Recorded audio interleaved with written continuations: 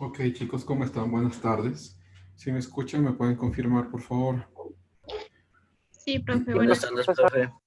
Buenas tardes, ¿cómo les va? Buenas tardes, profe. Buenas tardes. Ok, vamos a esperar un segundo. Hola, buenas tardes, ¿cómo está? A los años. Mauricio, ¿qué hiciste con tu pantalla?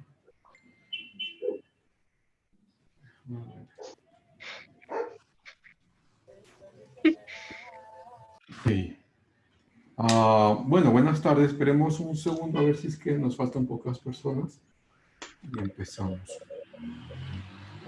Quería Buenas tardes, comunicar profe. algo. Es Hola, que el Pablo. compañero Cristian Calala no va a poder asistir este día a clases porque tuvo que tuvo que ir a un trabajo. Eso me dijo que le avisara a usted. No sé si él le escribió a usted. Ok, no, no me he escrito todavía, pero gracias por avisarme. Yo lo voy a anotar acá. Ya, profe. Gracias. Ok, empecemos entonces. Primero, lo que quisiera decirles o presentarles el trabajo que vamos a hacer. No se olviden de poner en sus micrófonos, deshabilitar sus micrófonos, ¿verdad? Porque los estamos escuchando. Ok, mostrarles primero lo que vamos a hacer para esta semana, ¿no? Entonces voy a compartir mi pantalla. A ver, ¿dónde estamos?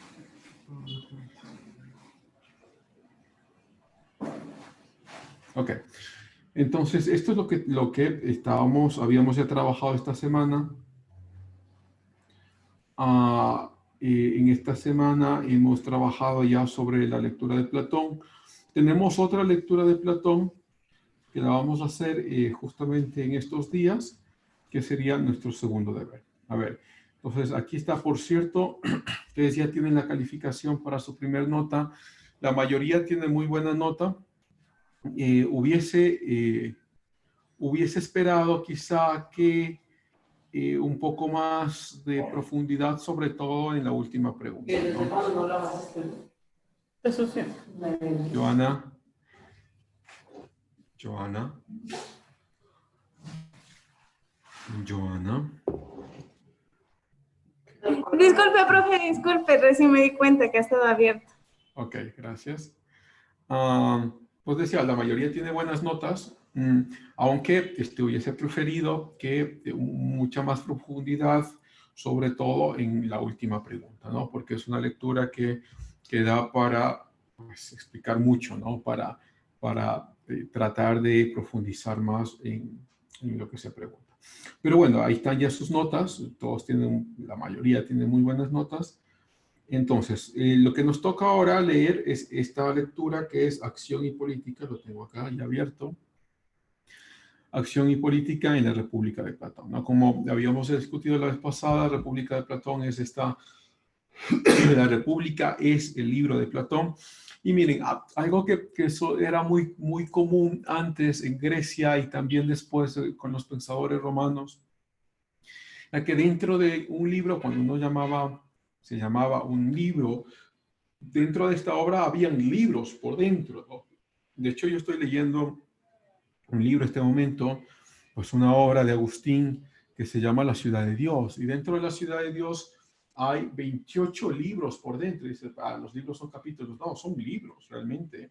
Porque dentro de cada libro, entonces hay capítulos. Entonces yo estoy en el libro 22, capítulo 8, me falta todavía una cosa inimaginable, pero eso es lo que hay, también encuentran en la República, no hay en la obra.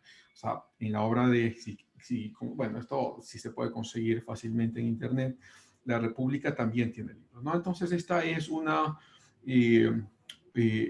lectura que les va a ayudar mucho, sobre todo con la practicidad de Platón y su pensamiento, ¿no? Entonces, son solo 26, bueno, realmente son 24 hojas, y la lectura está muy bien, ojalá la disfruten. Entonces, vamos a poner con ustedes mismos, vamos a iniciar,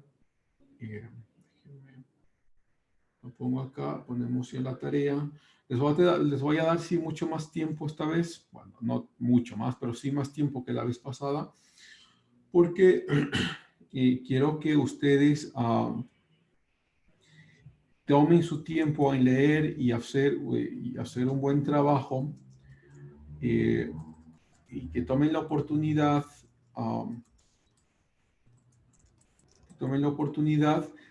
de aprender de Platón, ¿no? Porque de todas maneras la prueba de medio semestre que ya nos vendrá en un mes y medio tiene que ver con las lecturas que estamos teniendo más lo que vemos en clase, ¿no? Pues lo que vamos a hacer, claro, el trabajo es un trabajo sencillo, que es un resumen de la lectura, pero como les menciono, tómenlo como una oportunidad para que ustedes puedan aprender sobre Platón, tener muy claro su pensamiento y estar listo para la prueba, ¿no? Entonces, vamos a ponerlo acá, resumen de la lectura de 1500 a 2000 palabras.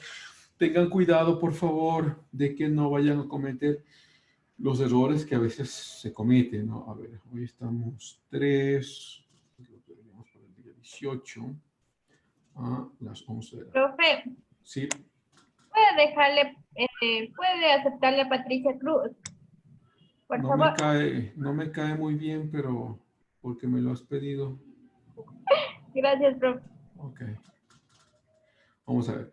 Entonces, la fecha límite. Ok, entonces para el 18, ¿no? Queda para el 18. Ok, listo. Y lo vamos a habilitar.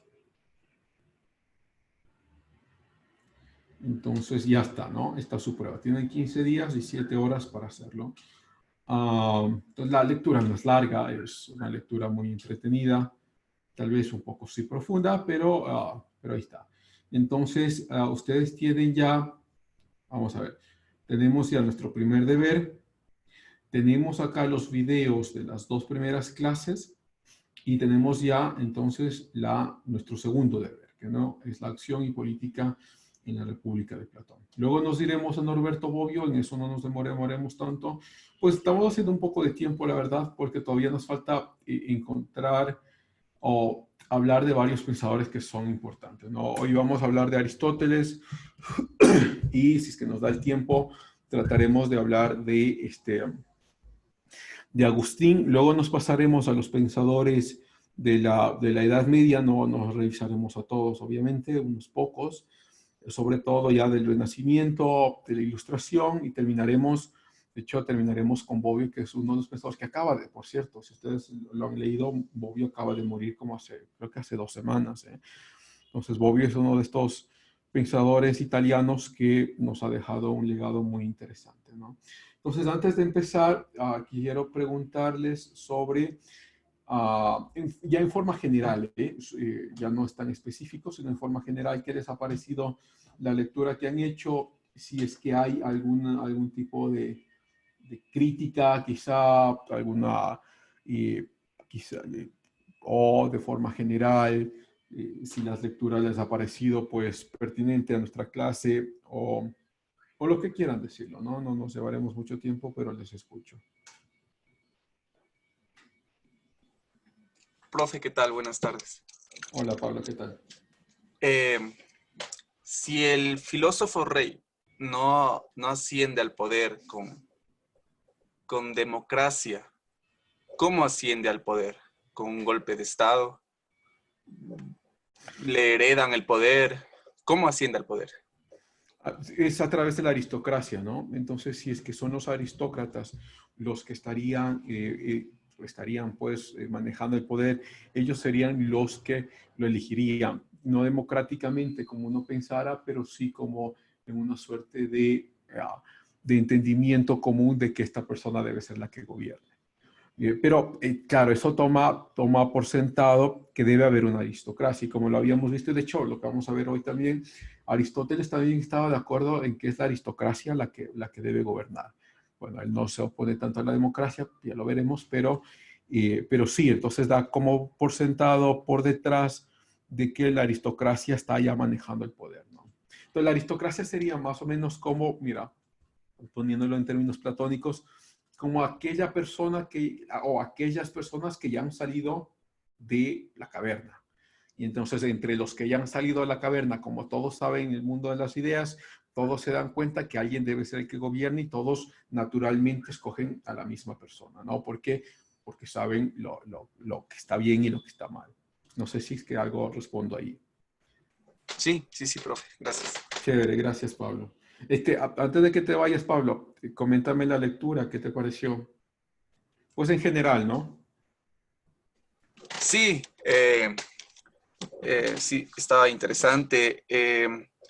Me deja varios planteamientos. Yo en la primera clase me parece haber mencionado esta idea y no se me hace ajena a lo que dice Platón, que aunque, y lo puse al final de mi trabajo, que aunque este filósofo rey no llega al poder mediante una elección democrática, que sería de las mayorías, el filósofo rey sí trabaja para esas mayorías. Lo que busca el filósofo rey es un bien común, colectivo, por sobre el individual, ¿no? Poniendo en riesgo su propia vida, de que lo maten o de que no lo crean, etcétera, ¿no? El fin último de este mito de la caverna de Platón es el bien común, el bien de los colectivos, de la población en general.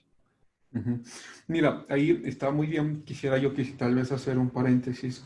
No, tanto Platón como Aristóteles, mira, claro, la población, cuando se refieren a hombres, a los hombres libres, claro, están excluyendo a los esclavos, pero sí se están refiriendo como directamente a los hombres y esto todavía no lo hemos visto y no lo he mencionado tampoco, pero nos da la ocasión, ¿no? Y no se está refiriendo a las mujeres ni a los niños, ¿eh? Esto es importante porque los niños tenían menos valor que la mujer y la mujer menos valor que el hombre. De hecho, creo que lo habíamos visto el semestre que nos había tocado cuando hablábamos de Grecia, que la homosexualidad era muy, muy común en Grecia y tenía que ver sobre todo por la concepción de que la carnalidad no puede mezclarse con un ser inferior como la mujer, ¿no? Entonces, cuando uno habla, cuando Platón o Aristóteles hablan de los ciudadanos libres, se están refiriendo mayoritariamente a los hombres libres y excluyen casi sin decirlo, pero esto lo sabemos por la historia, ¿no? Lo excluyen casi de forma cultural, es decir, todos estamos de acuerdo que así debería ser, o sea, la cultura, al fin y al cabo, a las mujeres y a los niños, ¿no?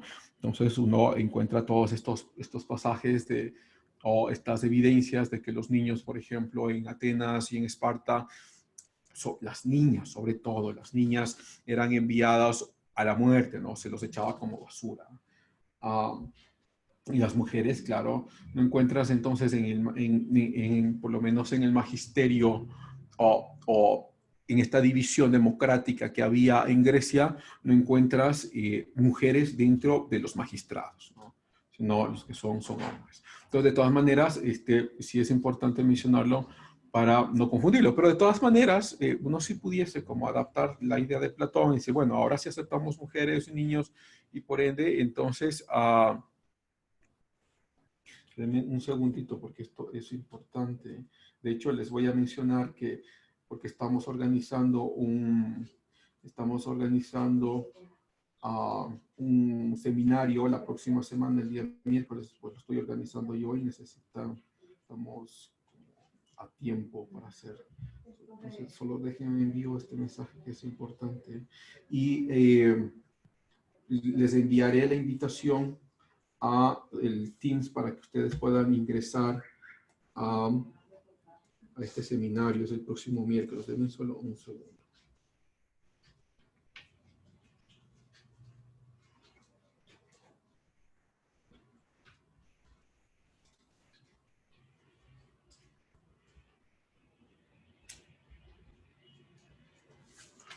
Ok. Entonces, les decía, bueno, de todas maneras, uno sí puede adaptar, ¿no?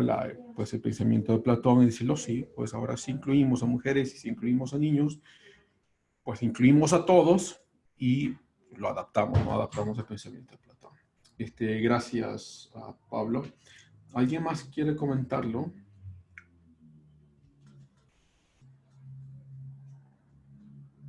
Profe, Sí, Patricia.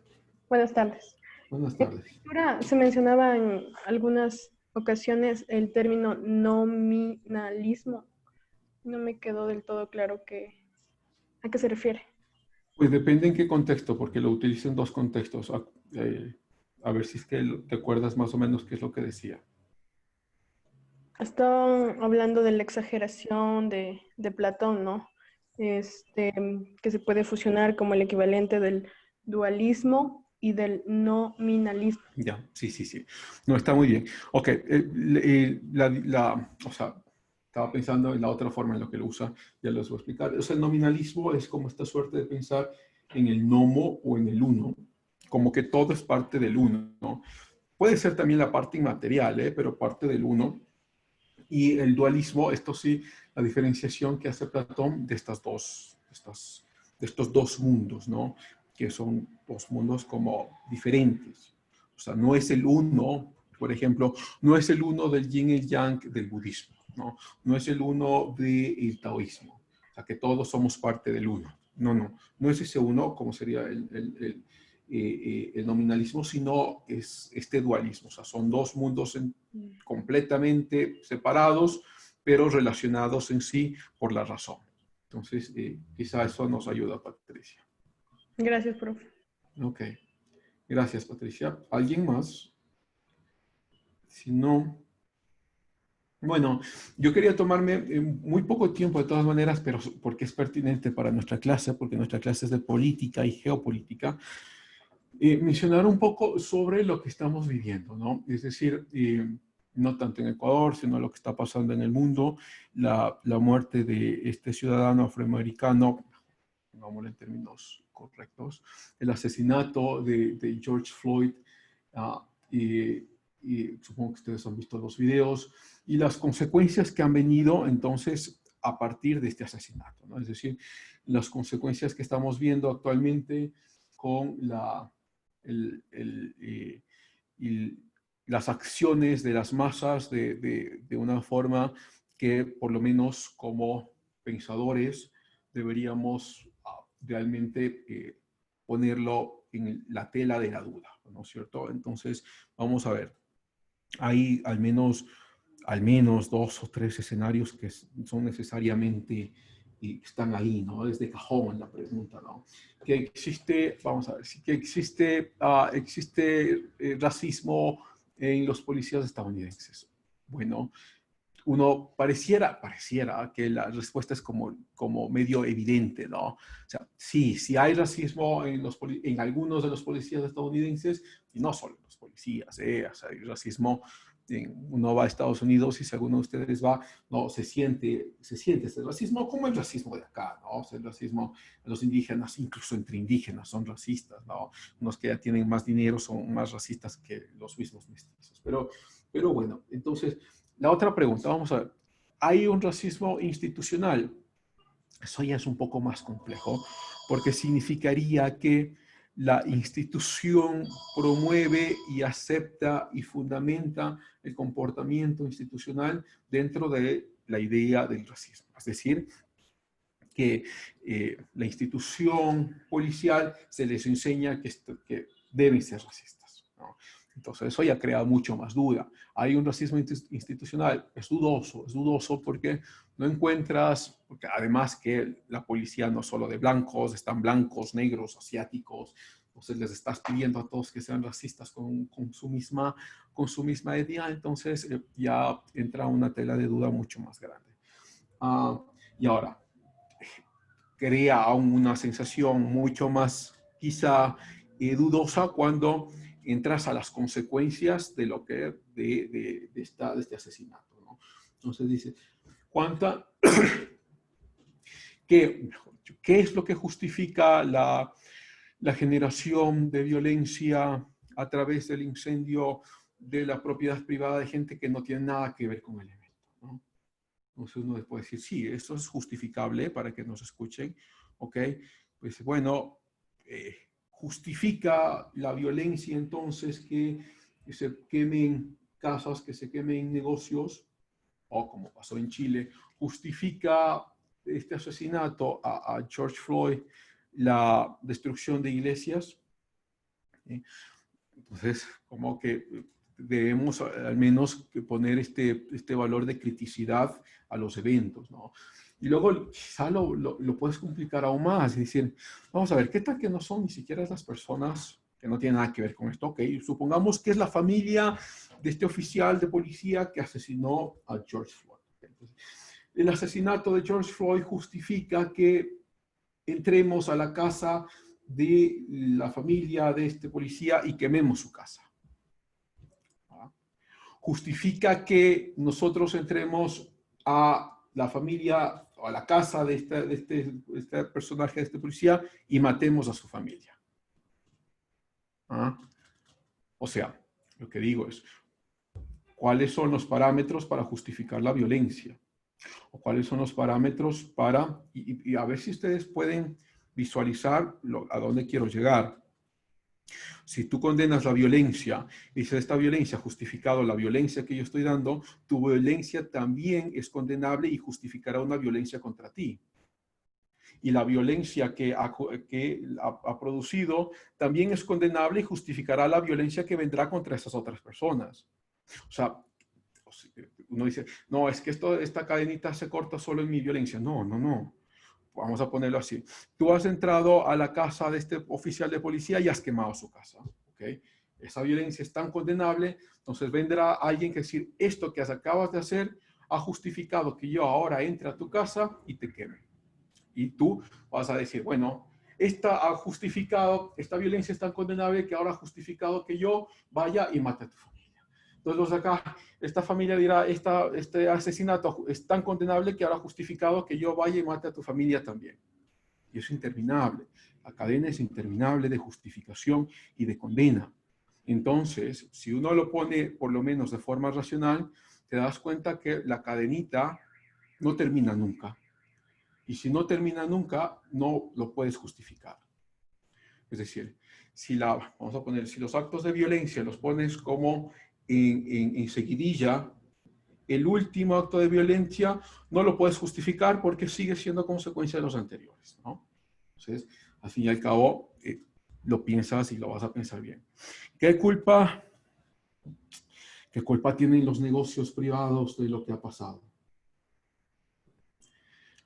Y luego dice, sí, tienen mucha culpa porque son parte del sistema, ¿ok? Y luego ellos vendrán sobre tu casa y te quejarás. Y luego ellos dirán el mismo discurso que tú estás diciendo. Esta persona es tan culpable porque también es parte del sistema. Y esto ya nos mete también en el ámbito aristotélico porque todos somos parte del sistema. No hay nadie que esté fuera de la política, no hay nadie que esté fuera del sistema. Entonces todos somos culpables al fin y al cabo con esta forma de pensar, ¿no?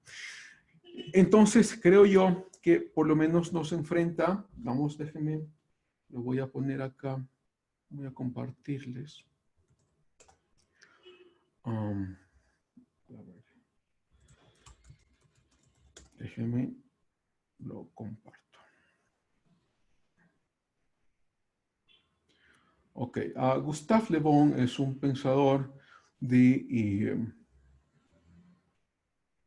parecía que había alguien acá.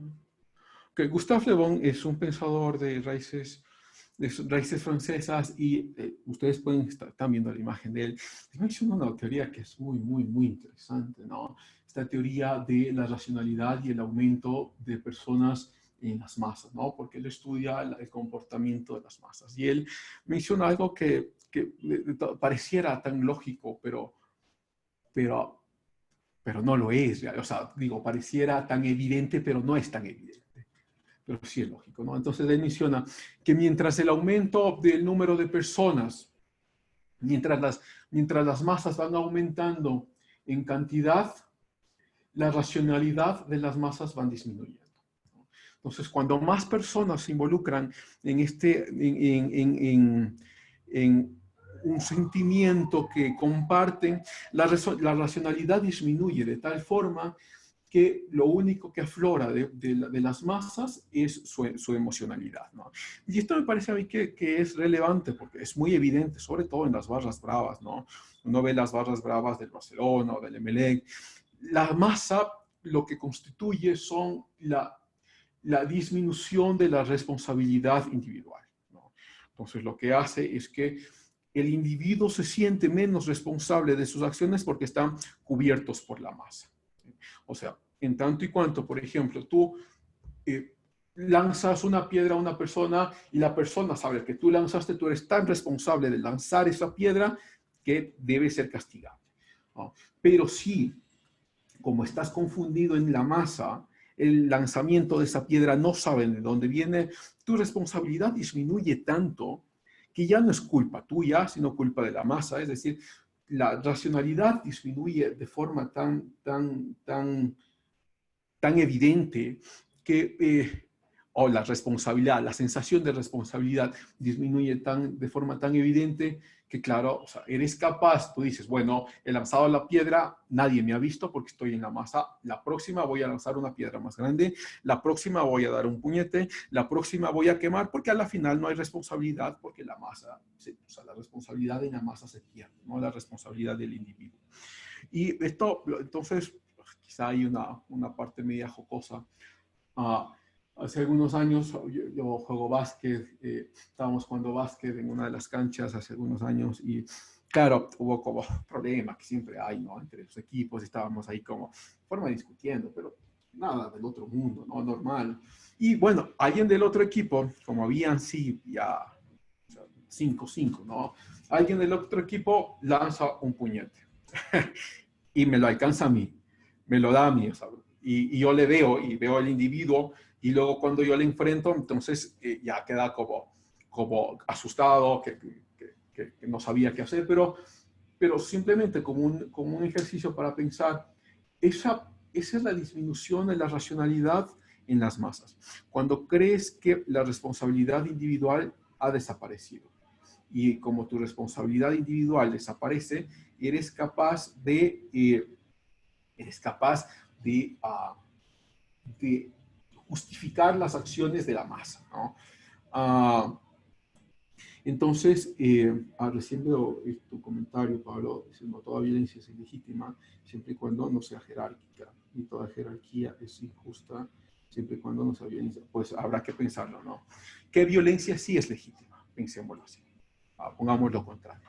Y me gustaría, pues, escucharlos. No quiero llevarme mucho tiempo, pero ahí va, creo que es importante.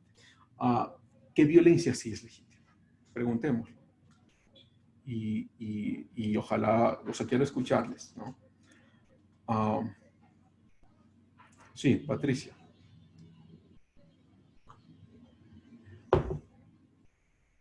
¿Estás alzando la mano, Patricia? Sí, profe. Ok, te escuchamos. Ya. Bueno, yo pienso que la violencia, no sé si legítima, ¿no? Pero yo pienso que justificable o entendible es de estos grupos históricamente oprimidos, ¿no? Y a quienes sus derechos han sido atropellados, básicamente. Sus derechos fundamentales, como la vida, principalmente, ¿no? Entonces hablamos de estos grupos de personas afroamericanas y así. Déjame, Se está, yo sé que claro, quieres seguir hablando, déjame solo te pregunto así porque creo que es importante, ¿no? claro. A ver, ¿cómo lo justificas, Patricia? La violencia, Sí, claro, la porque violencia lo de que me estos. acabas de decir es que es justificable, pero todavía no me has dicho por qué, cómo. Bueno, yo pienso desde mi punto de vista muy personal, ¿no?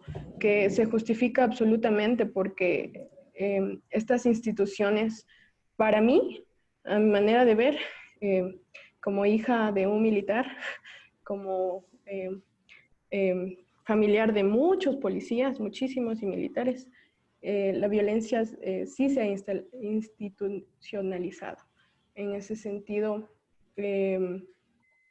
pienso que es justificable porque cuando el gobierno no toma acciones, ¿no?, para abolir estos comportamientos que están dañando directamente las vidas de las personas, están cegando vidas.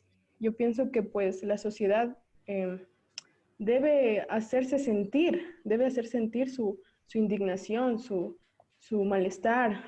Y bueno, como mi papá hace poco lo dijo, ¿no? Si tú quieres protestar, pues tienes que hacerlo bien, porque si van a pararse en estas protestas a propósito del recorte, ¿no?, a las universidades, si van a pararse 3, 4 pelagatos con carteles afuera de estas instituciones públicas, ¿no?, nadie les va a parar bola. Es cuando ustedes afectan a estas instituciones, es que ellos se sienten acorralados, ¿no? Y comienzan a Ahora, tomar déjame, acciones. claro, no te vayas todavía, por favor. No, Déjame sí. preguntarte, entonces, desde como tú lo ves, ¿es justificable que las masas destruyan la casa de una persona que no tiene nada que ver con lo que ha pasado? Pues, aunque va a sonar feo, profe, compas, me van a disculpar, pero sí, sí. Y eso, entonces, mira, ya has respondido que sí, me parece que, Sí, que es sí. valiente. Entonces, déjame, Ajá. te sigo preguntando. Entonces, también estarías justificando la violencia que viene contra ti. Es parte del proceso de transformación, de revolución. Pero a ver si es que, no sé si es que estoy siendo claro, mira. Porque te dice, La bueno, violencia que me ejercen a mí, entonces, sí, o como yo sea, respondo, dice, ajá, es o válido. sea, esta familia que ha sido afectada por que le han quemado la casa, ahora ella se organiza y va a quemar tu casa. Entonces, como has respondido que sí, lógicamente dirías, también es justificable eso. Eh, sí, va a sonar muy maquiavélico esto, pero sí, el fin justifica los medios. Es durazo Claro, o esto. sea, Sí, o pero... sea, pero no sé si es que el fin mira, porque ujú, lo que estás creando es caos, ¿no? Porque ujú, ahora tú vas a organizarte y asesinarás a la familia de ellos. Y algunos ujú, de ellos sobrevivientes se organizarán y asesinarán a tu familia. ujú. O sea, la justificación que estás proponiendo es que toda violencia está bien vista y no hay ningún límite. Em, no, este, Pero, lo que yo, discúlpame, o yo sé sea, si me... yo te voy a dejar hablar. Te ujú, prometo que te voy a dejar hablar. Pero ok, solo piénsalo bien. O sea, porque si dices sí, sí a todo, es coherente, porque estás justificando la violencia de la misma forma, entonces es coherente. Pero si dices no, debes pensarlo muy bien. ¿Cómo justificas el no en unos casos y el sí en otros? ujú. ¿Ok? Dale, Patricia.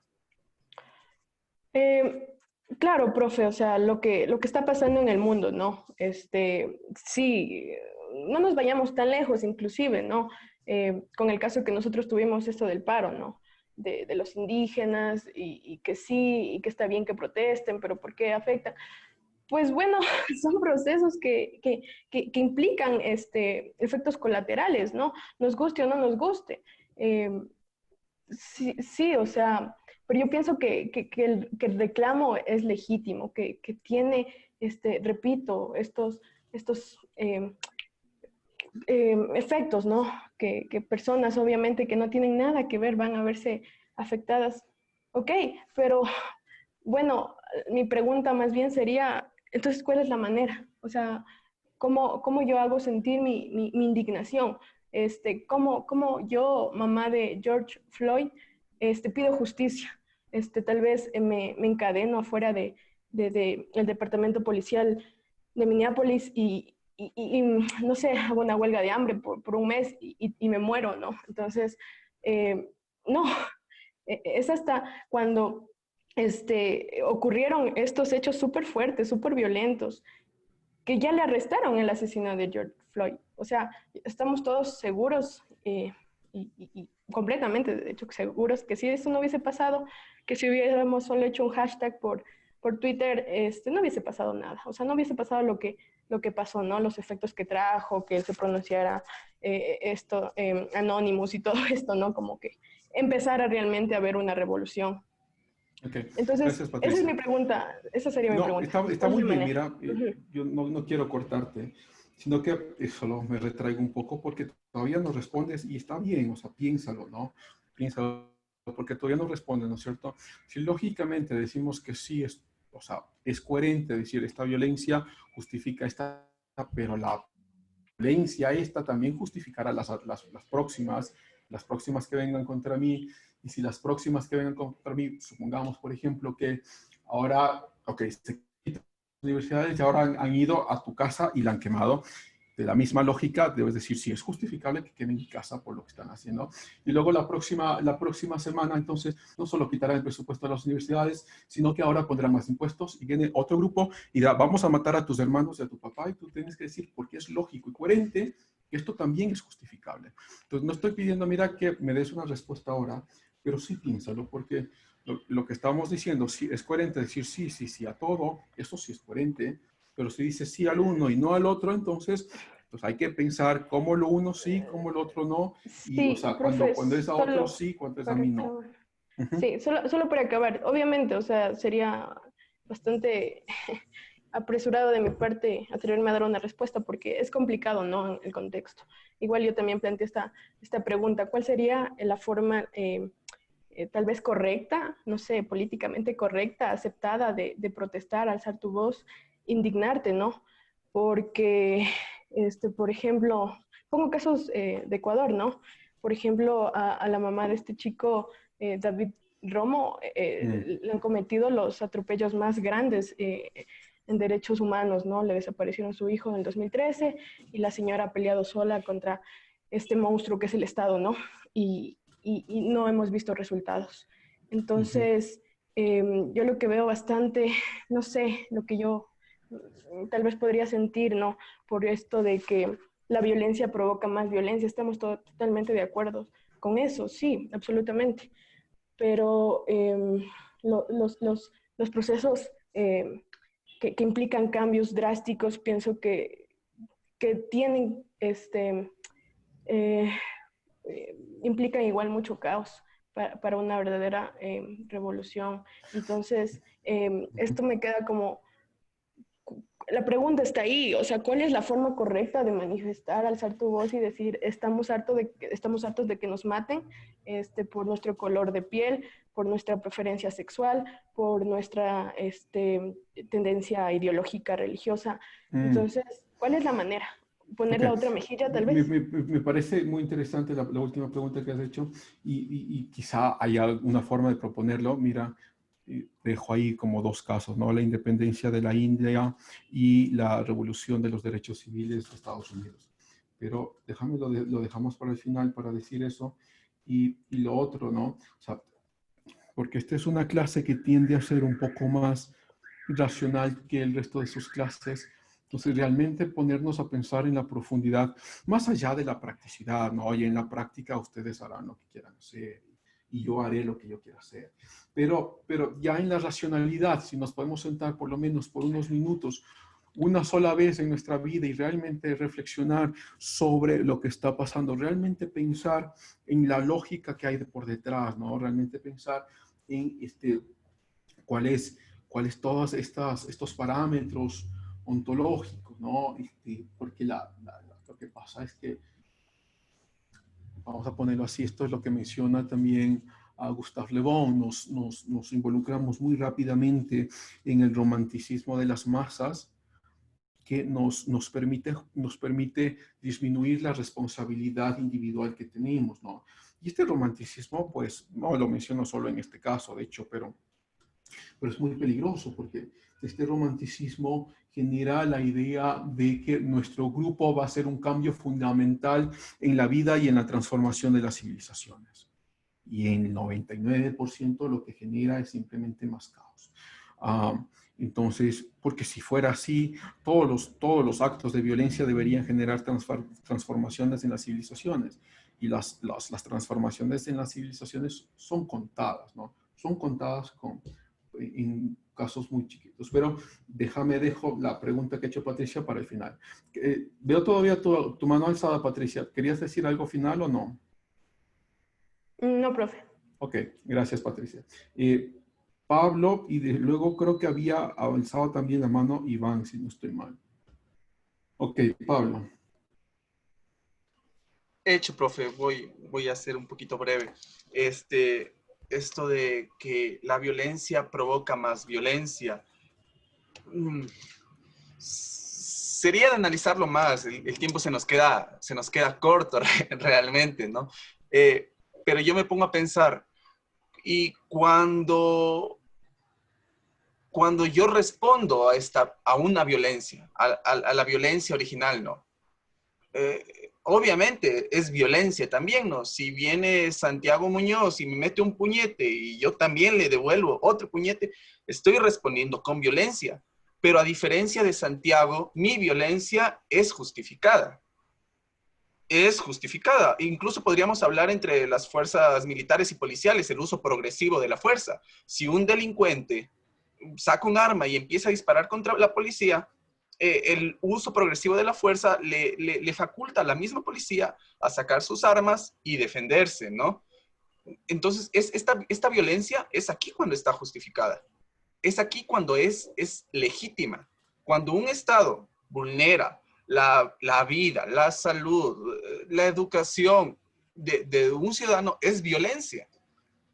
Y si yo respondo en el mismo grado, incluso no es comparable, en menor grado a esa violencia, con otro tipo de violencia, ¿por qué ahí no debería ser justificada?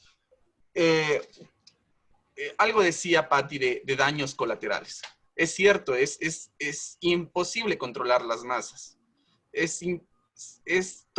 Totalmente se puede desvirtuar el objetivo de la manifestación, de por qué salí a la calle, ¿no? Es complicado, es inestable. Han existido muchas formas de manifestarse. Usted mencionaba 2 formas pacíficas, pero ¿qué otras más, no? La mayoría de las revoluciones no se hacen, bueno, con permiso, voy a exigir mis derechos, ¿no? Por favor, denme lo que me pertenece. Hay casos, ¿no? Como quemarse a lo bonzo, de autoinmolaciones de muchas personas, ¿no? Wikipedia arroja al menos unas 45, 50 personas que se han inmolado. Imaginen esa capacidad de protesta, de coger y prenderse fuego a sí mismos, ¿no? No vulneran, no hacen violencia contra nadie, ni siquiera una pared, sino es una manera de protestar, las huelgas de hambre. ¿Cuál es la manera más efectiva de protestar? O tal vez paralizando mis actividades. Queda la misma pregunta que hacía Patti. ¿Cuál es la manera más efectiva de protestar? Y comparto con Patti, cuando existe una violencia jerárquica, estatal, con el uso de todas las funciones que puede tener, es justificada mi violencia como respuesta. Es justificada. En estos ejemplos que le ponía. Muchas gracias, profe. No te vayas, Pablo, porque quisiera hacerte unas 2 preguntas antes de dar mi comentario. ¿Estás a favor del uso de armas? ¿El uso de armas en la población civil o en las fuerzas? No, en la población civil. Sí. No estoy a favor. Piénsalo bien, ¿eh? Porque ¿cómo entonces quieres dar una respuesta similar si no tienes armas? Pues la intención no es dar una respuesta similar o en igual grado de violencia. La intención es únicamente responder. Perdón que te corte ahí, mira. Como digo, mi intencionalidad es siempre escucharlos todo. Pero solo para preguntarte, mira, porque me pareció que al principio habías dicho que si un compañero te pega a ti, yo le pegaré y esto es justificable. Entonces me dio la impresión de que lo que estabas proponiendo es, este agente que me acaba de pagar, yo tengo toda la justificación para devolverle la misma violencia. Bueno, yo personalmente no devolvería el golpe, pero si lo hiciera, creyera que ese golpe está justificado. Hablamos entonces, de una agresión menor, claro está. No, pero o sea, al fin y al cabo pareciera ser el mismo argumento, ¿no? Si alguien te dispara, pareciera justificar que tú también debas tener armas para dispararle. Pues creo que en ese caso no, hay un límite, de hecho, creyera, hay un techo donde... Pero piénsalo bien, Pablo, porque ¿dónde pones el límite? ¿No? ¿Y cómo? O sea, ¿basado en qué pones ese límite?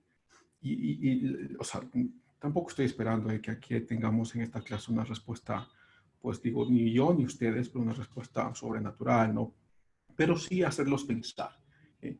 Que es el propósito principal de todas mis clases. O sea, hacerlos pensar, ¿no? Porque, mira, si justificamos la reacción con la misma intensidad que la acción, pareciera ser que sí, que estamos justificando. Podríamos, es decir, sí, estamos abriendo el espacio para decir el uso de armas debe ser justificable en tanto y cuanto a mí me afecten.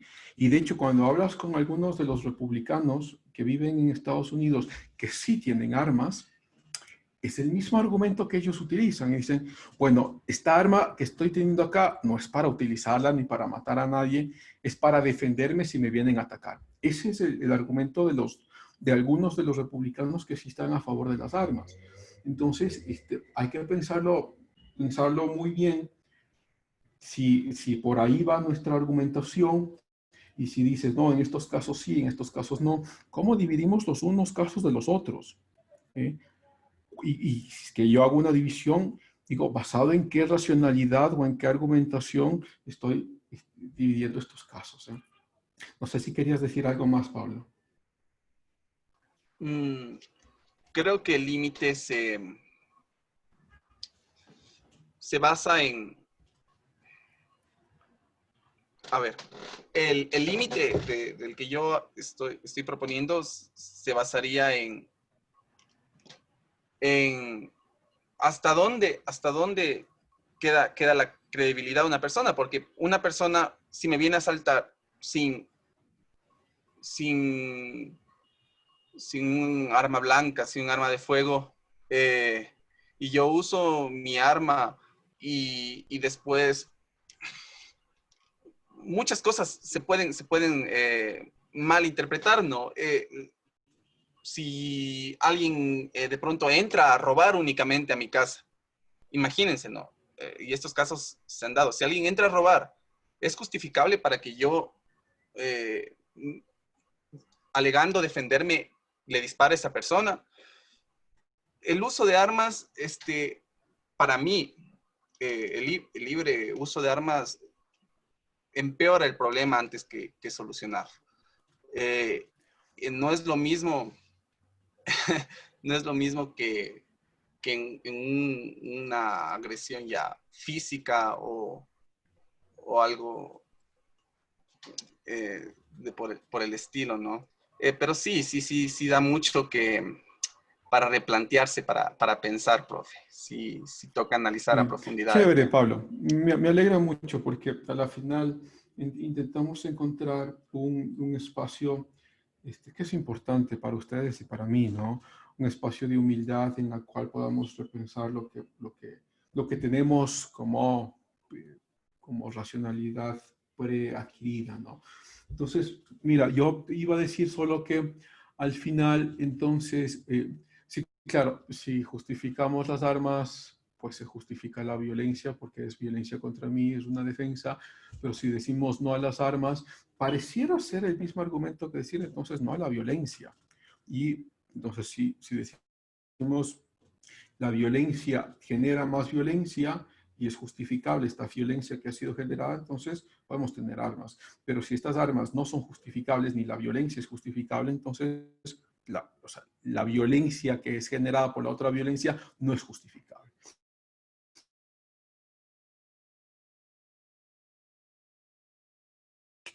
Carajo, hacemos. Algo, yo sé que quieren todavía, quería hablar, y ahora Dayana también, denme solo un segundo. Vamos a ver, solo una idea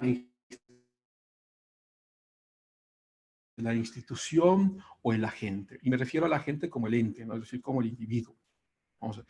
Si tú, como estudiante de la Universidad Nacional de Chimborazo, has salido con el uniforme, lo que quieras, ¿no? Has salido a destruir las calles de la ciudad. ¿Quién tiene la responsabilidad? ¿El agente o la institución? Sí, pero es que no fue solo uno, fueron miles de estudiantes. Todavía la pregunta sigue ahí latente, ¿no? Es decir, ¿quién tiene la responsabilidad?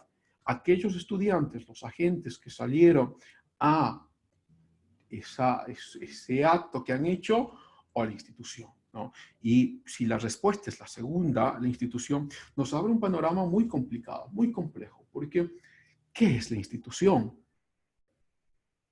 O sea, ¿cómo atacas a una institución si es solo un ente imaginario que llamamos Universidad Nacional de Chimborazo, o le llamamos policía, o llamamos ejército, como sea? Solo es un ente imaginario, ¿no? Dices, es que me voy a ir contra toda la institucionalidad, pero si la institucionalidad es imaginaria, o sea, nos estamos yendo, es contra agentes. Entonces dices, es que yo estoy, vamos a ponerlo así, que yo con mi masa acá hemos entonces acorralado a estos oficiales militares y estamos luchando en contra de la institucionalidad. Hay que pensarlo muy, muy detenidamente. O sea, me refiero, la institución es una idea, ¿no? Lo que estás yendo es contra las personas directamente. La institución es solo un imaginario. Entonces hay que pensarlo como muy detenidamente. Ok, Iván. Iván, ¿estás por ahí?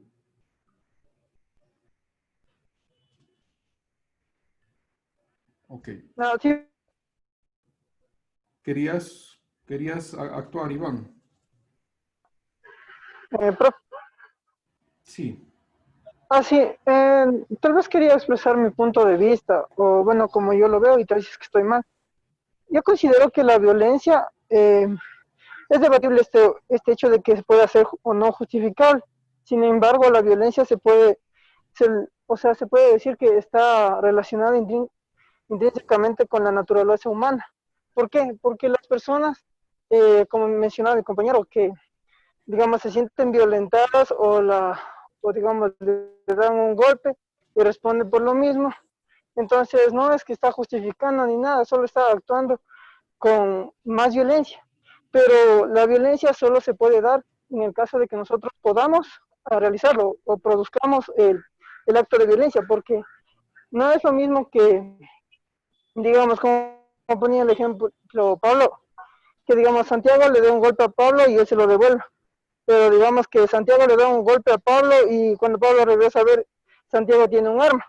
Entonces Pablo obviamente no va a poder reaccionar. Es entonces que la violencia no se va a producir, la respuesta en sí. Ok. No te vayas, Yo lo okay, no te que vayas tal vez todavía, Iván, quisiera, porque quiero hacerte un par de preguntas. ¿Cómo defines naturaleza humana, Iván? bueno, yo como la defino, la naturaleza humana son la forma de pensar o una forma básica en la que se comporta el ser humano, cosas que, ¿cómo se podría decir? Actos generalizados del ser humano. Estás hablando, y déjame ahí te hago la otra pregunta, ¿estás hablando de actos culturales o de actos que son comunes a todos los seres humanos? Actos que son comunes para todos los seres humanos.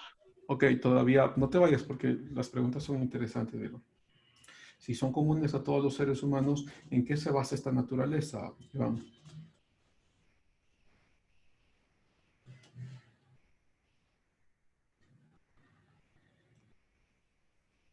No sé. La naturaleza humana, desde mi punto de vista, se puede decir que es un conjunto de, de, de, de actos, o se puede decir cómo serían los animales, de instintos que tiene el ser humano. Son instintos, los defines como instintos. ¿Sí, Iván? Sí, algo así, profe. Ok, ¿el sexo es un instinto?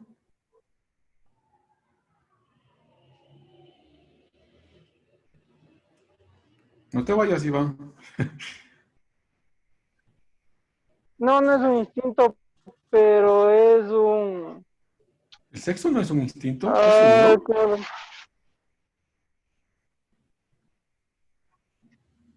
O sea, en realidad sí. ¿Por qué? Porque la funcionalidad es de mantener la especie. Ok. Entonces, las violaciones deberían ser naturales y como son naturales deberían ser aceptadas.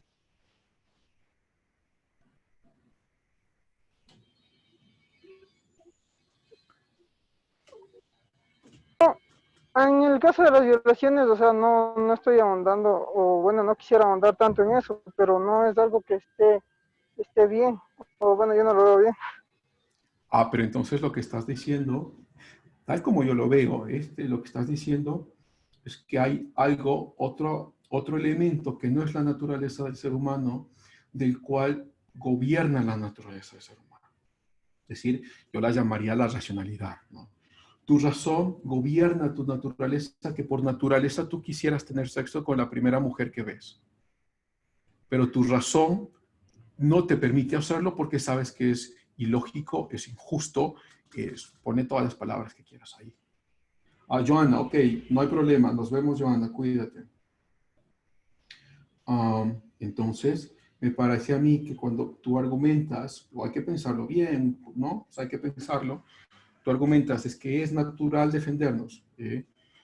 Primero definimos naturaleza, y si la definición de naturaleza es el instinto, pues por instinto podemos hacer cualquier cosa. Entonces, piénsalo, Iván, y luego lo conversamos. Diana. Sí, profe, yo quería argumentar sobre lo que acaba de decir recién sobre la razón, ¿no? Más creo que la violencia es como que una respuesta en sí a nuestro razonamiento, ¿no? Porque como dijo Pablo, no, me voy a basar en lo que dijo Pablo. Si nos pegan, vamos a reaccionar. ¿Basados en qué? En un razonamiento violento, en un razonamiento de que si me dan el golpe, yo respondo con un golpe, obviamente. Y entonces, ¿hasta dónde va? Espérame, Diana, disculpa oye, que te interrumpa, te voy a dejar hablar seguro. ¿Puedes, por favor, presentarme los argumentos racionales de esta violencia? Porque dices que es racional. Entonces, No, yo estaba hablando escuchamos. sobre lo que usted habló recién, sobre lo que usted dijo de las razones de que tiene que tener una persona para ser violenta. Ok. Ya. Ok, tal vez te entendí mal, te sigo escuchando. Dale. Ya. Entonces, a ese punto vamos que siempre, o sea, la mayoría o todas las personas en sí siempre buscamos tener la razón. Siempre queremos tener la razón. Estemos o no estemos en lo correcto, siempre buscamos. Entonces, ahí voy a lo que es el juicio se me fue de... Sócrates. Gracias, amiga. El juicio de Sócrates, en el cual él estaba tan seguro de tener la razón que aceptó incluso la condena de muerte. Entonces, si vamos a lo que es un acto violento, ¿no? Él ni siquiera tuvo que ser violento, ni siquiera, o sea, ponerse en un plan, ¿no? De defenderse a medida de los golpes, ni nada de eso, ¿no? Pero fue tanto su razonamiento que él dijo que si él estaba en lo correcto, porque él tenía que ponerse un castigo menor a lo que le habían puesto su demandante, por así decirlo, ¿no? Entonces, ¿a dónde vamos con esto, no? Que si vamos a generar violencia, obviamente vamos a seguir en un mundo violento. Y por más que intentemos no querer ser violentos, todos vamos a ser violentos, sea de una u de otra forma. Esto quiere decir que hay muchos tipos de violencia, no solo la agresividad física o la agresividad psicológica o la agresividad sexual. Hay muchos más tipos de agresividad. Entonces es un mundo totalmente agresivo. ¿Qué hacerlo para cambiarlo? Eso sí sería una pregunta totalmente planteada, que la verdad yo no estaría dispuesta a contestar esa pregunta porque es demasiado grande. ¿Qué deberíamos hacer nosotros, no? Educación la tenemos, pero muy mala calidad. autoeducarnos, la mayoría de las personas no están dispuestas a cumplir ciertos regímenes para autoeducarnos. Entonces sí es muy, muy complicado todo eso, ¿no? Es mi punto de vista. Pues has dicho cosas que son interesantes, Dayana. Antes de responderte, ¿están todos bien en que sigamos? Si es que me dicen no, no hay problema, ¿eh? Pero estamos bien en que sigamos con la clase. Sí, profe. Sí, sí, profe. Ok. Sí, profe. Sí, profe. ¿Hay alguien que tenga que salir? ¿Me puede decir? ¿Nadie? Alguien que tenga que salir de la clase. Joana únicamente tenía que salir de la clase. Sí, ahí ya la he anotado, gracias. Y Sí, dicen gracias. también Jessica Cayambe, su internet está demasiado mal y ya no puede volver a entrar a la clase. Ok, la anoto acá. Jessica Cayán, listo. Con los que estamos acá, entonces, pues voy a tomar como general su respuesta de que no hay problema de que sigamos. ¿Sí? ¿Ok? Ya. Jesús, ya voy a leer lo que acabas de escribir, dame solo un segundo. ¿Sí? Entonces, lo que decía Dayana, vamos a ver. Sé que no es lo que quisiste decir, pero déjame lo tomo. ¿Eh? Es decir, Dayana decía como una suerte de alegoría que no es su pensamiento, solo lo estaba mostrando, que claro, más violencia genera violencia y esta violencia nunca se va a poder parar. Y pareciera que la respuesta es lógica, y me refiero a lógica, que sí, tienes razón. Esta violencia nunca se va a poder parar. Ahora, ¿será por eso entonces que debamos eliminar las restricciones de la violencia? Esa es una pregunta esencial, porque es como ponerlo, mira, como un ejemplo, ¿no? Los violadores nunca van a eliminarse, siempre va a haber violadores. Y como siempre va a haber violadores, no podemos pelear contra los violadores porque siempre los va a haber. Entonces, eliminemos la restricción y que violen nomás porque siempre va a haber. Es más o menos una analogía similar. Como siempre hay violencia, entonces siempre va a haber violencia, no podemos hacer nada contra esto, eliminemos las restricciones. Yo sé que esto no dijo Dayana, pero solo estoy tomando. Eliminemos las restricciones para que la violencia exista, ¿no? Entonces, me parece a mí que la respuesta, ya tal como si lo proponemos desde ese punto de vista, la respuesta ya resulta ser más lógica. A pesar de que no se puede eliminar, necesitamos restricciones para disminuirla. Entonces, a pesar de que las violaciones no se puedan eliminar, necesitamos restricciones legales para que los violadores disminuyan. A pesar, y puedes tomar cualquier ejemplo ahí. Entonces, me parece a mí que esto ya nos lleva, ojalá ya por fin, a la clase, porque o sea, en la clase lo que pretendíamos ver hoy es imposible ya, pero ver un poco de Agustín, es decir, cómo defines el bien y el mal, ¿no? Si el bien se define absolutamente y si el bien es definido absolutamente, entonces la maldad es toda desviación del bien. Esto es importantísimo, ojalá me lo hayan seguido. Si la maldad es toda desviación del bien, todo lo que pasa en el mundo es maldad. Pero ¿significa entonces esto que debemos eliminar las restricciones porque no podemos entonces enfrentar la maldad? No, Agustín diría, las restricciones tienen que existir porque ya sabemos que somos malos y como sabemos que somos malos, tenemos que ser conscientes de que debemos restringir esta maldad, ¿no? Entonces, ahí va. Creo que alguien más, Jesús todavía está puesto acá. Para Platón, la naturaleza humana está integrada por un alma inmortal que puede llegar a obtener el conocimiento. Ok, sí. Y, ojalá Profe, puedas una pregunta. Dame solo un segundito, Mauricio. Y qué preferible que sea de razón, donde la razón que nos pueda conducir a los valores. Ok, creo que habrá que profundizar un poco más, Jesús, porque no estoy muy seguro qué es lo que quieres decir. O sea, si la naturaleza humana tiene un alma inmortal, o sea, nos falta como, tienes la premisa, ok, tienes la premisa con la conclusión. Entonces, escríbelo ahí, por favor. Mauricio, te escucho. Profe, cuando dijo de bien y mal, ¿lo habla por el hombre o por la acción del hombre? El hombre, sí. Es decir, el hombre es mal. vamos a ponerlo así. Agustín era católico, ¿no? Entonces, pongámoslo, toda la creación tiene maldad. Entonces, el hombre vive en maldad. El hombre genera maldad. Pero, profe, ¿no generaría maldad a causa de, digamos, de su propia, digamos, actitud o razón? O sea, por ejemplo, si yo cometo un acto, digamos, es como decir, cada acto tiene una reacción, algo así. No, es más o menos como decir, la única forma en la que puedes definir bien es que es 100% bien. Si se aleja del 100%, ya no está bien. Como ninguno de nosotros puede ser 100% buenos, vivimos y somos maldadosos o malevolentes. Ya, profe, ya entendí. No sé si, Debe bueno, haber gracias. un 100% de todo, entonces, para hacer bien.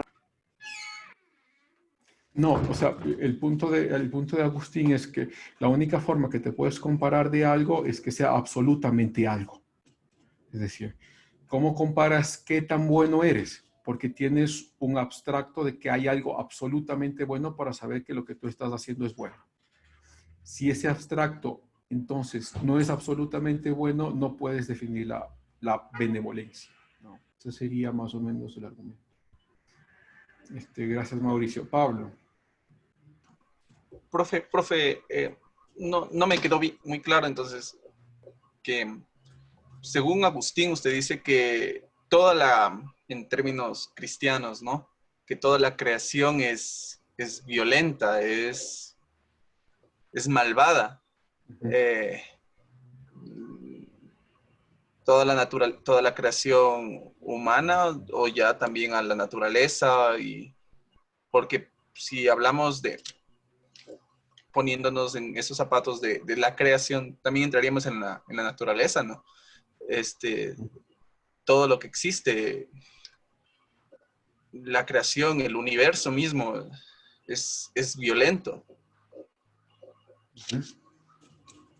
Esa era mi pregunta, o a ver si se refería únicamente a la naturaleza o a la creación humana, o ya generalizando todo, absolutamente todo.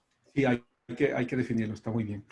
Mira, para Agustín, la única forma, no, de otra forma. Para Agustín, la consecuencia inmediata de la libertad es que puedas decidir entre ser bueno y ser malo.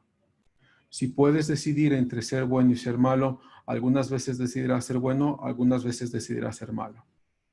Entonces, lo que está diciendo Agustín es que si quieres ser libre, la consecuencia de la libertad es que tenemos que vivir en medio de la maldad. Entonces, como el ser humano es libre, la consecuencia inmediata es que debes vivir en medio de la maldad, incluyéndote a ti como parte de esa maldad, ¿no? El universo no. Desde el punto de vista de Agustín, el universo no, porque el universo no tiene la libertad de decisión. El universo no puede decidir, bueno, ahora ya no quiero que roten de esta forma las tierras, sino que quiero que rote del otro lado. El universo no puede decidir, bueno, ya no quiero que la Tierra esté a tantos kilómetros del Sol, sino que lo va a poner en otro universo o lo va a poner en otra galaxia, ¿no? Porque el universo lo que se está es generando a través de leyes físicas, y estas leyes físicas son simplemente leyes que describen causas y efectos de algo. Entonces el universo no tendría libertad para decidir sobre lo bueno y lo malo, y por ello lo que pasa entonces en el universo, como no tiene libertad, no puede decir, lo que ha hecho el universo es malo o lo que ha hecho el universo es bueno, simplemente pasa. Pero lo que hace el ser humano, sí. O sea, desde el punto de vista de Agustín, la consecuencia inmediata de la libertad es la maldad. Si no existiera maldad, no existiera la libertad, porque no puedes decidir entre lo bueno y lo malo. Entonces, ¿querías decir algo más, Pablo, que está ahí con la mano abierta? Esa reflexión que había puesto en el chat. O sea, la diferencia es que somos conscientes de esa maldad, que nosotros... Y que puedes tomar una decisión sobre ella, ¿no? Que puedes decidir no seguir la maldad. o sí seguirla. Esa es claro, lo que dices está muy bien. O sea, primero somos conscientes de ello, sí. Y segundo, que tienes la acción de decisión sobre ello, ¿no? Entonces, en tanto y cuanto, o sea, el argumento de Agustín es muy interesante. Dice, en tanto y cuanto tú seas libre, la maldad debe existir. Si es que la maldad no existe, no eres libre porque no puedes decidir ser libre, no puedes decidir ser malevolente porque no tienes la opción de decidir ser malevolente, sino que, ok, Iván, no hay problema, no hay problema. Espérenme un segundo. Sino que es la consecuencia inmediata de ser libre, ¿no? Ok, gracias, Pablo. Si quieres ahí hablar, solo le pones la mano, ¿no? Yajaira, tú habías puesto la mano hace algún tiempo. ¿Estoy equivocado? No, profe. Sí quería hablar un poco, Ok, pero era dale. desde antes. No importa si hablo de los temas anteriores. No, dale, da tu comentario. Te escuchamos. Ya. Lo que yo quería decir es que no queremos aceptarlo, pero la sociedad es hipócrita. Me refiero al tema de esto del racismo, ¿no? Sabemos todo lo que está pasando con George Floyd, lo que está ocurriendo en Estados Unidos, pero cuando estamos aquí en Ecuador y vemos afuera a un venezolano, ya porque se había escuchado que existieron estos robos por parte de ciudadanos venezolanos, les empezamos a discriminar de cierta manera. Pongo ejemplos, ¿no? Que si es venezolano no le puedo arrendar un cuarto porque no sé cómo van a terminar mis cosas. Entonces, al ver esto de George Floyd, o sea, me dio indignación como persona porque siento lo que pudo haber sentido su familia, ¿no? Pero creo que también es importante ponernos en los zapatos de estas personas que sin querer son parte de un país del cual les representan personas que no vale la pena, pero nosotros nos indignamos por lo que está pasando en Estados Unidos. Cuando se sabe también que en Siria hace 22 años existen discriminación y violencia en contra de niños que apenas han nacido y ni siquiera han logrado decir algo, una opinión sobre lo que está pasando y son asesinados. Entonces, creo que somos muy hipócritas, demasiado hipócritas al decir que estoy en contra de esto y el otro, cuando sin querer salimos de afuera y discriminamos a alguien por ser venezolano. Me recalco mucho en esto de lo venezolano porque he visto muchas cosas, inclusive cuando yo vivía en Riobamba, veía muchas cosas en los buses, ¿no? Que había gente que estaba atrás hablando de que habían robado en su casa y que no, que, o sea, deberían pedir ayuda, o sea, si quieren, necesitan comer, no roban, pidan ayuda, pero un venezolano estaba subiendo al bus y diciendo que les colabore con 25 centavos.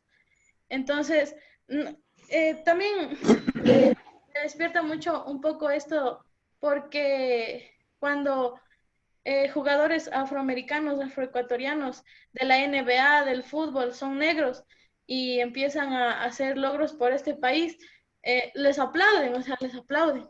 Pero si es que roban, todos los negros son así. Entonces, eso es lo que yo quería decir, profe. Creo que en el tema de la violencia genera más violencia, pero yo creo que para que no genere esta violencia, creo que estaría muy importante destacar la razón, porque si, por ejemplo, mi mamá, que es mi mamá, ¿no? Viene y me pega, o sea, yo escuché que decían mis compañeros, o sea, yo también voy a reaccionar, pero, o sea, mi razón me dice no, o sea, no, espérate, primero pide una explicación, ¿por qué te están agrediendo? O sea, no voy ya reúnan, me pegan y yo también. Entonces, o sea, esperar a la razón, ¿no? Pensar si lo que voy a hacer está bien o como se dice vulgarmente, ser un poco más racional. Eso, nada Ok, más. Yajaira, muy interesante tu comentario. Yo menciono ahí como dos elementos nada más porque pues queremos ya pasar de este tema. Bueno, a ver si intentamos dar una respuesta también. Pero a ver, sí hay, pues muchos países se han indignado por lo que ha pasado y hay como revueltas en muchos lugares. Pero lo que dices es cierto, ¿eh? O sea, eso es un ejemplo que es brutal y de eso no hay como duda ni debate, pero lo que pasa en otros países es mucho más escalofriante muy poco decimos de ello, ¿no? Tú mencionas Siria y yo mencionaría los países de la ventana 1040, ¿no? O sea, son países que las cosas que pasan ahí son escalofriantes, ¿no? Lo que pasa ahí es muertes a mujeres, muertes a madres, y no solo eso, mira, esto es por religión, pero y dices, bueno, es que hay que defender las culturas, también pareciera ser cierto tipo de hipocresía, porque hay culturas que castran los clítores de las mujeres. Hay culturas, como algunas culturas de Nueva Papua Guinea, que los niños de 12 años tienen que realizar felaciones, es decir, sexo oral, tragarse el semen para ser considerados parte de su cultura. Entonces, ahí sí defendemos las culturas. Entonces, creo que pues, tu argumento tiene cierta valía. Gracias, Yajaira. Mauricio. Profe, como que retomando el bien y el mal, o sea, entonces podríamos decir que, digamos, usted dice que Agustín era católico, entonces, si somos de religión católica es un dios, o sea, monoteísta, pero usted dice que estaría, como digamos, que crea al hombre con maldad, entonces habría otro dios para crear el bien. No, no, Mauricio. O sea, la idea es que si Dios... Como representante mal. No, claro, o sea, entiendo tu argumentación, porque es entendible. Vamos a ver. Pero no, o sea, lo que dice Agustín es que la única forma de darte libertad es que la consecuencia de la libertad sea la maldad. Porque somos incompletos, y somos incompletos no podemos ser completamente buenos, y si es que Dios hubiese querido que seamos completamente buenos, no nos hubiese dado libertad. Entonces diría, por ejemplo, esta es la argumentación de la maldad, ¿no? ¿Por qué Dios permite que hayan personas malas y que esta maldad surja? Ok. Puedes revertir la pregunta y decir, o sea, lo que estás pidiendo es que Dios nos deje sin libertad para que todos seamos buenos. Y si Dios nos deja sin libertad y todos somos buenos, la bondad no existe. El bien no existe porque no tienes el poder de decidir ir por el mal. Esto es profundo, Mauricio. Ojalá me lo estén siguiendo. O sea, digo, ¿por qué Dios permite que haya personas malas o por qué Dios ha permitido que haya esta violación? ¿Okay? Entonces reviertes la pregunta y dices, sí, o sea, lo que puedes estar pidiendo es, queremos que no haya maldad en ningún ser humano. Si queremos que no haya maldad en ningún ser humano, entonces Dios nos debe dejar sin libertad para que todos seamos benevolentes. Pero si todos somos benevolentes, el bien no existe. Y el bien no existe porque no podemos decidir no ser buenos. Entonces, hay que pensarlo bien. Es decir, por lo menos argumentarlo de una forma lógica, ¿no? O sea, como Agustín diría, vamos a ver, ya, creo, bueno, Aristóteles ya ojalá podamos hablar un poco de Aristóteles, pero estamos en Agustín. Agustín diría, ok, Mónica, no hay problema. Ok, ya se nos están yendo. Chicos, ¿terminamos o qué? No, siga, profe. No, profe, siga, no, es interesante. Ok. Queremos respuestas. Okay. ¿Quieren respuestas? Sí. Solo es Yo Mónica. También las quiero. Yo también las quiero. Vamos a ver. O sea, la argumentación entonces de la necesidad de un gobierno que ponga límites es como la respuesta a la libertad del ser humano, desde el punto de Agustín, ¿no? Pero vamos a ver, ok, ustedes decían, solo esta de la violencia, déjenme, me animo a dar un par de respuestas y ya, y seguimos con lo de Agustín. Vamos a ver, sí, que hay muy pocos casos de que solo, bueno, no solo, no habían dicho solo, pero claro, los casos de exitosos de cambios sociales han sido estos cambios, estos casos de la revolución de los derechos civiles en Estados Unidos con Martin Luther King Jr. y la independencia de la India con Mahatma Gandhi. Okay. Yo quizá lo puedo buscar acá rápidamente porque yo había hecho, de hecho, un escrito de ello. Hay solo en los últimos 30 años, hay alrededor de 33 casos exitosos de la filosofía de la no violencia. 33 no es un número no es un número despreciable, ¿no?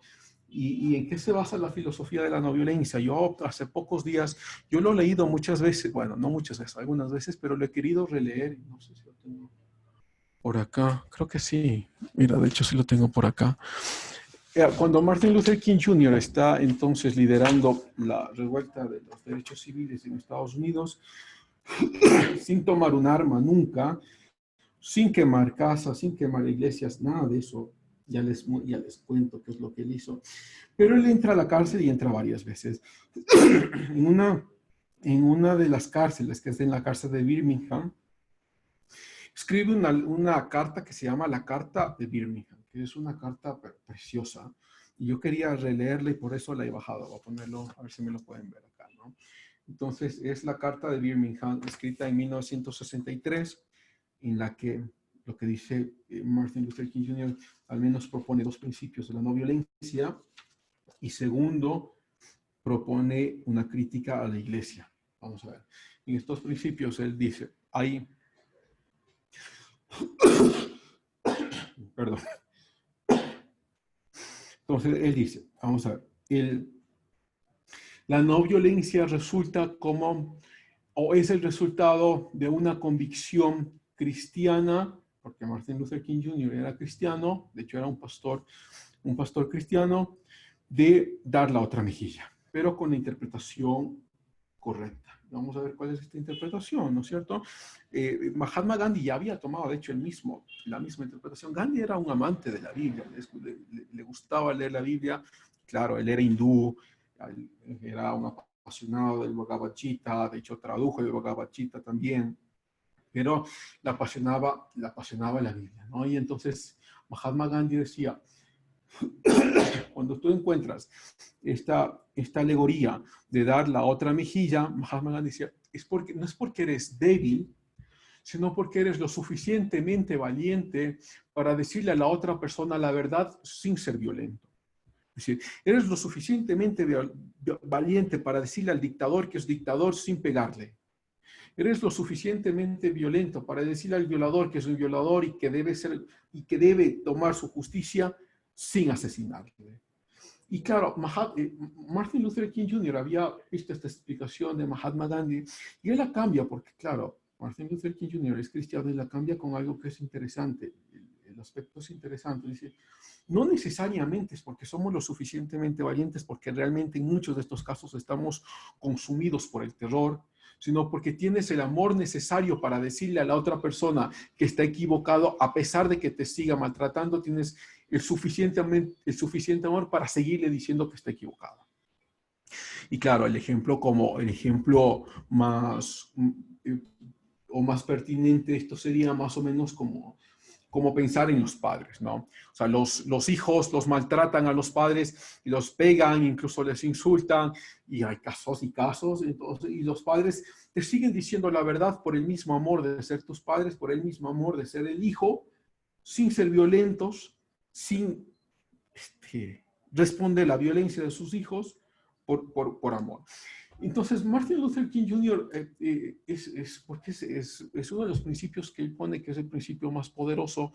No estamos en contra de los políticos porque son malvados, estamos en contra de sus ideas y queremos que reaccionen y que vean que sus ideas son incorrectas.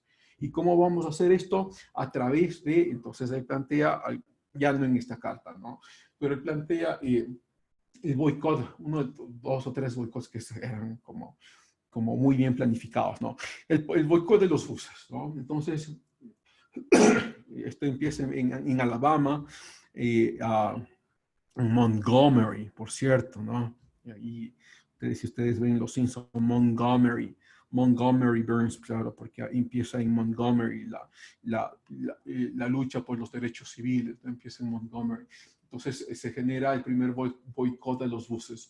Como la mayoría eran afroamericanos, Y el sistema de buses entonces funciona, obviamente, con el dinero de esta mayoría de afroamericanos, iban a hacer el boicot de buses. Ningún afroamericano entonces iba a coger ningún bus, sino que se iban a organizar para que las personas que sí tienen coches vayan y reúnan a los otros afroamericanos y los lleven a donde tengan que llevarlos. Lo que pasó en poco tiempo es que el sistema de buses empezó a tener problemas financieros y la estocada final fue, ok, no solo vamos a hacer eso, sino que con el ejemplo de Rosa Parks, que es esta ciudadana afroamericana que había terminado su trabajo, se había sentado en el bus y claro, las primeras sillas eran para los blancos y las últimas sillas, y si es que había sillas disponibles, eran para los negros. Rosa Parks estaba ya cansada de este sistema, ella se siente en la primera silla, el bus se para, el conductor del bus se para, la arrastran fuera del bus, y entonces resulta que la idea fue pertinente. Van a hacer lo mismo, hacen lo mismo todos los días, y no solo es una ciudadana afroamericana, ahora van a ser miles. Y generan todo el boicot del sistema de buses, ¿no? Es decir, los buses ya no podían transportarse porque pasaban horas enteras arrastrando a los afroamericanos de los buses y entonces el sistema de bus no solo empieza a tener problemas financieros, sino que ya no funciona. Lo mismo empiezan a hacer con las cafeterías, ¿no? Entonces había cafeterías para blancos, había cafeterías para negros, y empiezan a hacer el boicot de las cafeterías, ¿no? Es decir, los negros empiezan a ir a las cafeterías de los blancos y les arrastran de las cafeterías cada vez, pero otra vez que los arrastran, nuevos afroamericanos van y se sientan en las mismas sillas y pasan un montón de tiempo tratando de sacarlos de las cafeterías o arrastrándolos de las cafeterías o arrestándolos al fin y al cabo porque muchos fueron a la cárcel y las cafeterías no pueden funcionar y empiezan también a entrar en un boicot financiero. Ahora, uno de los ejes centrales de este tipo de revoluciones fue que no hubo una política identitaria, y Martin Luther King Jr. fue muy claro en esto, ¿no? Muy, muy claro. No luchamos porque somos negros, luchamos porque somos seres humanos. Y esto es como quizá el aprendizaje más importante que nos puede dejar. No luchamos por los derechos porque somos negros, luchamos por los derechos porque somos seres humanos. Lo que quiere decir es que si somos, y lo que hizo Martin Luther King Jr. fue con esta caracterización, que abre la puerta a que no solo los negros se involucren en esta revolución, sino que los blancos, y sobre todo los blancos que vivían en el norte de Estados Unidos, se involucren en la revolución. Y entonces uno puede ver en los videos, y claro, toda la historia escrita alrededor, que miles de personas, de ciudadanas blancas que vivían en el norte, empiezan a migrar por varias semanas al sur, donde estaba Martin Luther King Jr., a ayudarle con su revolución. Y convencidos de que la funcionalidad de la filosofía de la no violencia tiene resultados. Y en este convencimiento, entonces, ellos generan una masa gigantesca, no identitaria, por los derechos civiles de los afroamericanos. Y me refiero otra vez al no identitario, porque esto es supremamente importante, porque Martin Luther King Jr. también pensaba, no son racistas los blancos por ser blancos, ¿sí? Sino que los blancos son racistas porque han crecido en el racismo. Y no todos los blancos entonces son racistas, sino, a ver si puedo manejarlo mejor.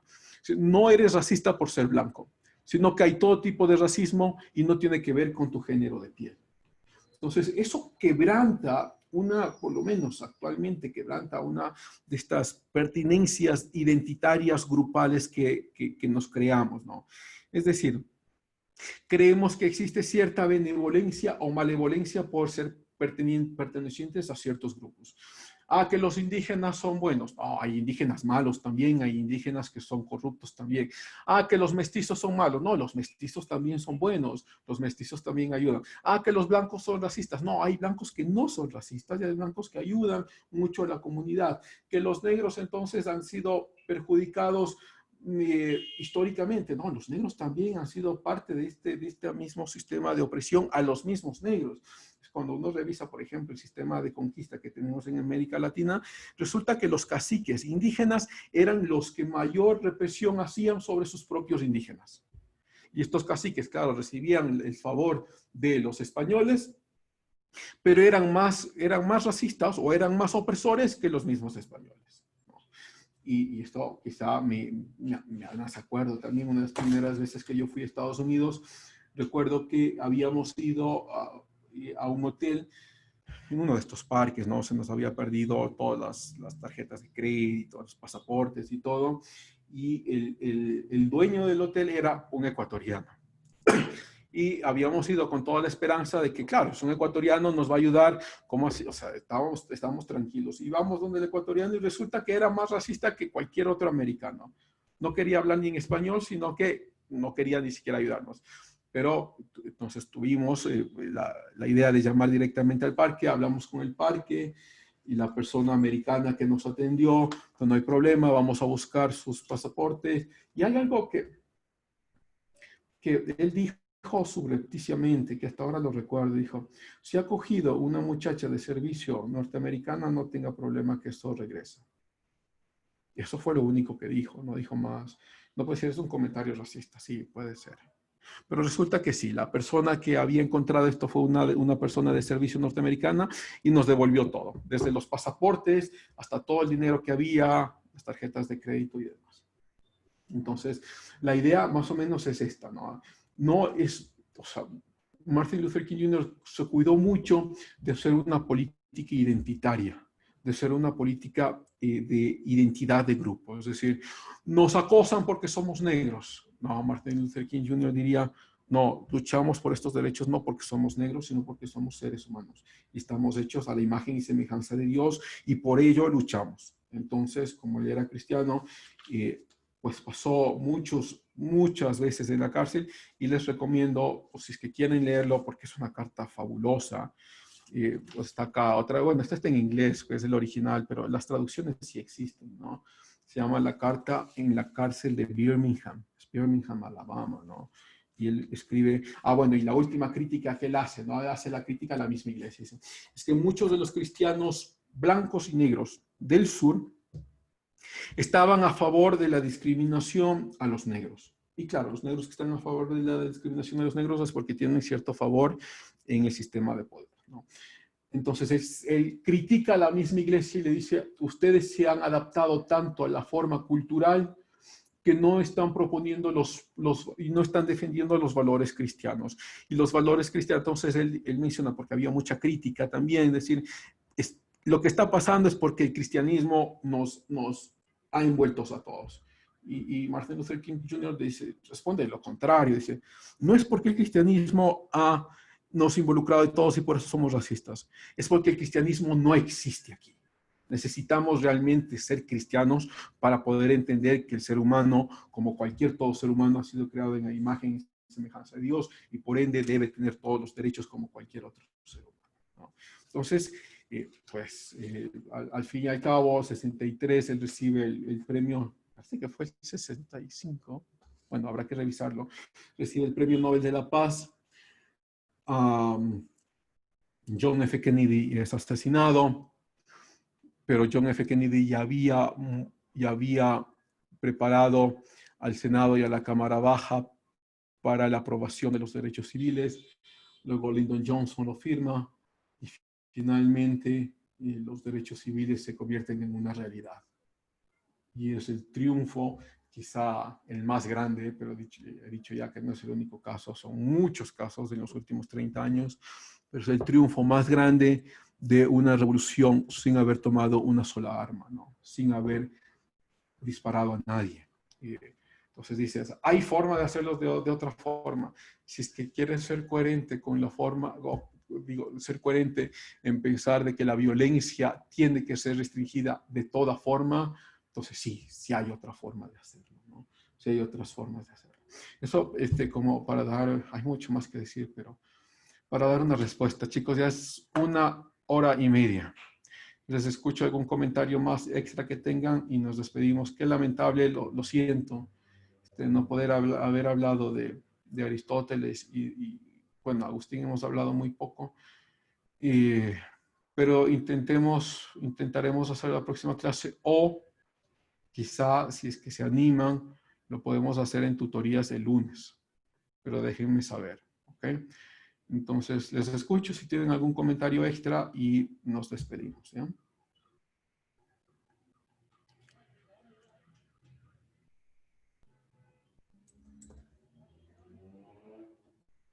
¿Nadie? Ok. Entonces, déjeme solo abro. Dayana, ¿querías decir algo? Iba a decir que no. Iba a decir que gracias por su tiempo, profe, y por más que todo no darnos este tiempo y este espacio para poder discutir y hablar de diferentes temas, tanto lo que nos concierne en la materia como lo que está pasando en la actualidad. No, pues gracias a ti, Dayana. Eres muy generosa. Bueno, mi propósito no es, bueno, al fin y al cabo sí les influyo, pero ustedes también me influyen. Pero mi propósito es hacerlos pensar, no llevarse simplemente por las emocionalidades de la cultura o de la masa, no. Realmente generarnos como pensadores críticos. No, pues gracias por el comentario, Dayana. Si no tienen más comentarios, entonces voy a abrir la lista para tomar la asistencia.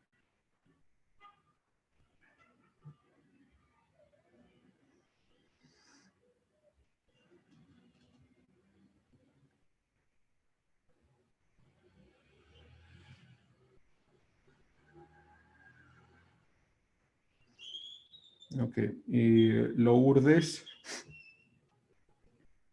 Presente, profe. Gracias, Abel Mauricio. Presente, profe. Gracias, Cristian Calala. Cristian sí estaba. Ah, no, me dijeron que tenía un problema, ¿no? Bueno, díganle que me escriba, por favor. Mauricio Calderón. Presente, profe. ¿Cómo sigues, Mauricio? Un poco mejor, profe, ya estoy mejor ya. Ok, Gracias qué por bueno. preguntar. Nos alegra que estés bien. Jessica Cayambe. Jessica. Ella también hubo el problema de su internet y ya no pudo conectarse, pero sí, Sí estuvo conectada, ¿no? sí estuvo y ya se le cayó el internet y ya no pudo volverse a conectar. Ok, listo, chévere, gracias. Entonces, sí la ponemos. Pablo. Presente, profe. Gracias. Yajaira. Yajaira, si estabas por ahí. Patricia Cruz. Sí, profe, sí. Que estoy diciendo que mi internet está medio... No hay problema. Presente, profe. Gracias, profe. Gracias, Patricia. Andrea Cuesta. Andrea. ¿Está Andrea Presente, conectada? profe. Ok, gracias. Dayana Erazo. Sí, profe, aquí está. Sí. Presente, profe. Dayana sí estaba. Ok, gracias, Dayana. Karina. Presente, profe. Gracias, Karina. Iván. Presente, profe. Gracias, Joana sí estuvo. Zoila, Catherine. Presente, profe. Gracias, Silvana Marilu. Presente, profe. Gracias, María José. María José, ¿está conectada? No, profe, pero sí estaba, me dijo que tenía ¿Sí problemas con el estaba? papá. Sí, profe. Ok, Sino que gracias. tenía problemas con el papá, me dijo. Ok, no hay problema. Valeria Elizabeth. Presente, profe. Gracias, Ricardo Santiago. ¿Estás? Presente, profe. Gracias, Segundo Nelson.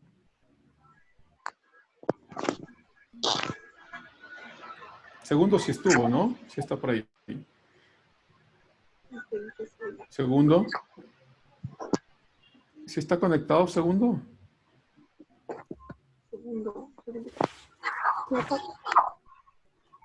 ¿Alguien me puede confirmar que Segundo estuvo conectado o no estuvo? Sí, sí estuvo, profe, conectado. Ok, gracias. Mónica. Mónica sí estuvo, se acaba de retirar. María Augusta. María Augusta. María Sí Está Augusta. aquí estaba, profe. presente, está aquí presente en Sí la está. pantalla, pero no No responde. responde.